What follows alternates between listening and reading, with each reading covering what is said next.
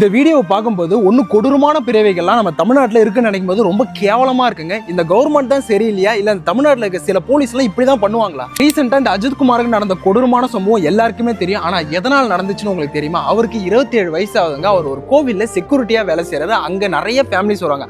அதே மாதிரி தான் அன்றைக்கி ஒரு ஃபேமிலி காரில் வந்திருக்காங்க. அந்த காரை பார்க் பண்ண சொல்லி அஜித்குமார் கிட்ட கீயை கொடுக்குறாங்க. அவருக்கு கார் ஓட்ட தெரியாது, ஸோ என்னால் பார்க் பண்ண முடியாதுன்னு சொல்லியிருக்காரு. அவர் ஒரு ஹெல்ப் மூலமாக வந்து காரை பார்க் பண்ணி கொடுத்துட்டாரு, சாவியும் கொடுத்துட்டாருங்க.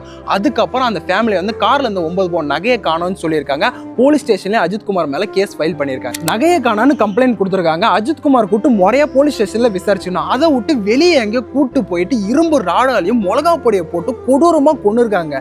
எப்படிங்க மனசாட்சியே இல்லைங்க. அதை கேட்கும் போதே நான் அந்த வீடியோ பார்க்கும் போதே நமக்கு பதட்டமா இருக்கு. இப்போ அந்த 5 போலீஸையும் அரெஸ்டும் பண்ணிட்டாங்க. சிபிஐ கிட்ட விசாரணையும் போச்சு. இதுக்கப்புறம் ஒன்றும் நடக்காத ப்ரோன்னு கேட்டீங்கன்னா அந்த 5 பேருக்கும் கடுமையான தண்டனை கொடுத்தா ஒரு வாய்ப்பு இருக்குங்க. அதே மாதிரி தான் கொஞ்சம் வருஷத்துக்கு முன்னாடி ஜெயராஜுக்கும் ஃபீனிக்ஸ்க்கும் லாக்அப் டேட் நடந்தது. அப்ப எல்லா அரசியல்வாதியும் சரி, ஆக்டர்ஸும் சரி, ஜஸ்டிஸ் சொல்லி ட்விட்லாம் போட்டாங்க. நிறைய பேர் வந்து சப்போர்ட் கேட்டு ஜஸ்டிஸ் கேட்டாங்க. இப்போ ஒரு பயலையும் காணோம். எதனால? எல்லாம் அரசியல்.